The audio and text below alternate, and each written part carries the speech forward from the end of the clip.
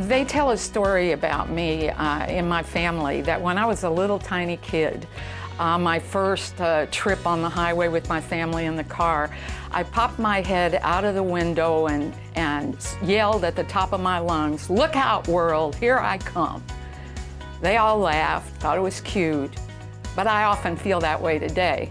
I often wake up, get started with my day, walk into a classroom, walk in front of a group of people, sit down to write something, and feel that same rush of look out world, here I come. I was born into what looked on the surface to be a really textbook perfect family. We lived in a nice house, we were middle class, I was largely raised in the Midwest. My father went out to work every day, we went to church 6 times a week, I went to good schools, made straight A's. But every night when I came home, I was coming home to a house with a family that was wildly dysfunctional. When I was 18, my father told me, women are for sex and cooking. And he wasn't trying to be mean. He wasn't trying to be mean-spirited or to embarrass me or to insult me. He just believed that women are for sex and cooking. So that has affected a lot of my life, even though I rejected it, even though I felt like that's not true, it still affected my life. So by the time I got to adulthood, I was really a disaster looking for a place to happen. And I got jobs and I did what many people do. But I also rather quickly, and certainly by the middle of my 20s, had decided to drop out and go to San Francisco and start to look into political action work that had to do with social change.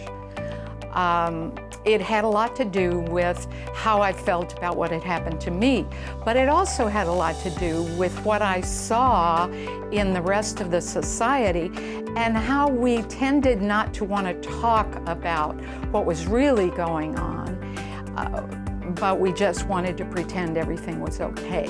And I didn't feel that way, and I found other people who didn't feel that way either. It was a short hop from there to joining the prison abolition movement, because the prison abolition movement had to do with people I found fairly quickly who agreed with me that there were things that needed to be changed. And so I began to look at how easy it would be to wind up on the wrong side of that line and to be viewed as having a perspective that was dangerous when all you were about was just wanting to have a different world. So I wound up going into the prison abolition movement after that full-time for several years. It was a good period of time, but one of the things I learned was that was not enough, that most people were not interested in trying to change anything, let alone what was going on in the prisons. And I wound up, as a result, going into a period in my life when I was on welfare. And what that taught me was what it felt like to be incredibly poor. And in turn, that allowed me to get in touch with how materialistic we are as a society, how committed we are to having things, to believing that money is more important than life. And that allowed me to disconnect from that somewhat and look for new ways to feel engaged with life. And I did. When I realized that I needed a bachelor's degree in order to get a different job, that wasn't always necessary.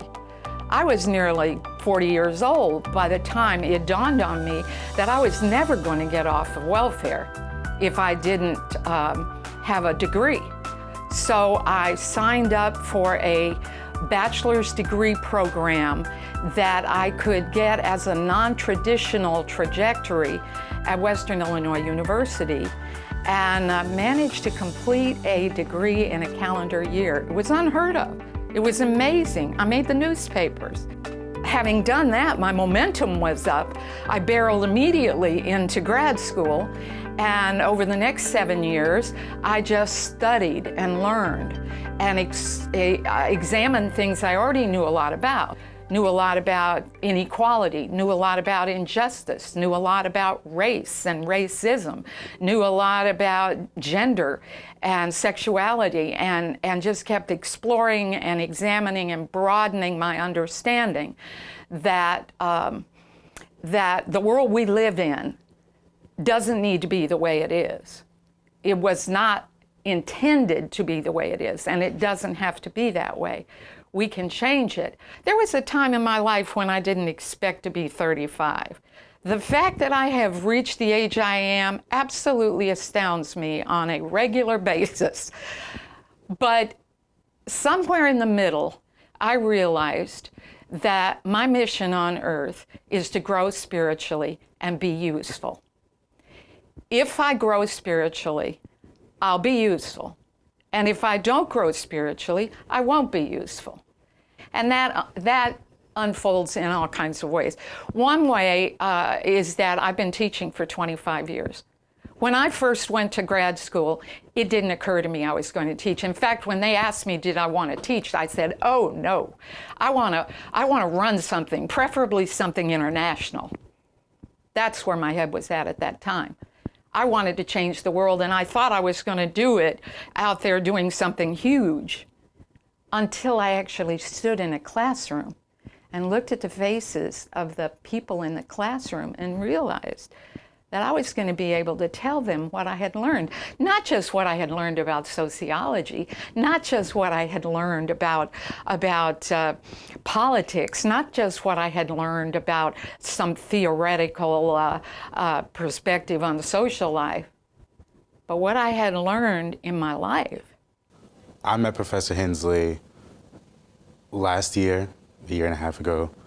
I took her Sociology 101 class because my current curriculum said I had to take a sociology class, and I was not excited about it just because I was thinking that I was going to get some, this is this is that, what do you think about it, you're wrong, and go about your way type of thing. And she did this thing where she had everybody write down on note cards, ask me any question you want me to answer, and I asked her a question about race. I come from a really big interracial family, and she gave a 5-minute explanation of the answer to my question.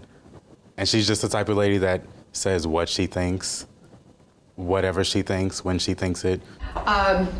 What we have to understand is that when we started this country, we had a white supremacist principle at the base of everything. We believed that people that look like me are just better than the entire rest of the human race.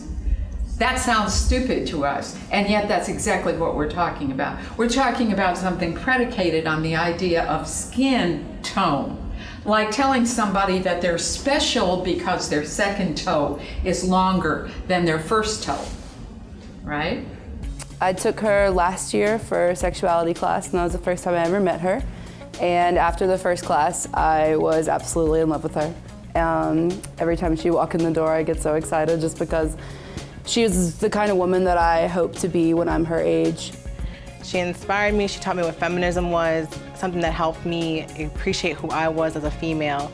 You know, growing up, I was always told I was too opinionated, I was sassy, I had attitude, and I kind of felt like you're supposed to tone it down if you're a girl. You gotta tone it down a little bit. But when I met her, I was like, no, this is who you are. You're a powerful person. You can do whatever you want. And then I began writing more. I've been writing since I was a child, but I began writing a blog on race. I've been writing that blog for 10 years. It's now been read in 187 countries, nearly 500,000 hits.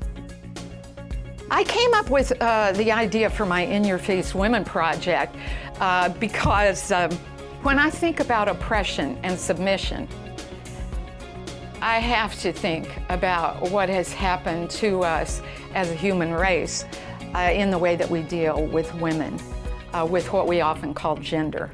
And for the last 8 years, I've been teaching courses in gender and sexuality.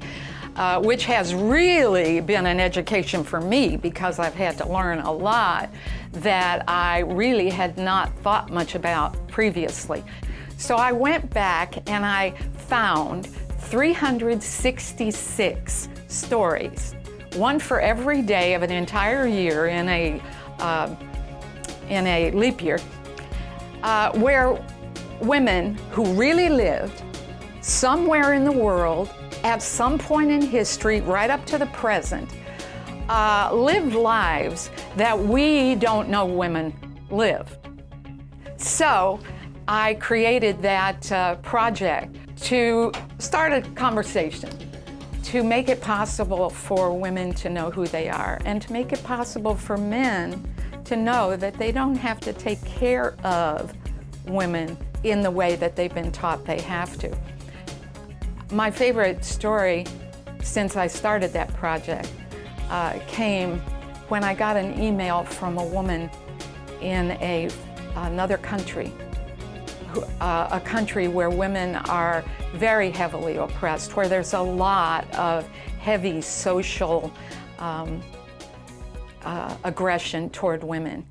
And she wrote me this little email, and all it said was, "I found your blog on In Your Face Women. You give us hope." I never imagined that I would reach a point in my life where I would be operating on the level that I am in as many ways. Never occurred to me. Each thing that comes into my life, each opportunity I'm offered to reach out and connect and empower and help other people to transform this world and transform their world in some of the same ways that I have done with myself. I welcome those opportunities, and I welcome the opportunities to learn and grow myself by doing that, because it's an interactive process. This isn't something we need to do or could do from the top down. Who the people on the very top, the ones we think of as the decision makers, those aren't the ones that are going to make the world what it needs to be. We are. And we have to do that together. We can't do it alone. And none of us has the answers all by ourselves. But it can be done. And all I'm doing is putting my 2 cents out there and saying, I'm ready to try. Who wants to help? Who wants to join me? Who's got a 2 cents to add as well?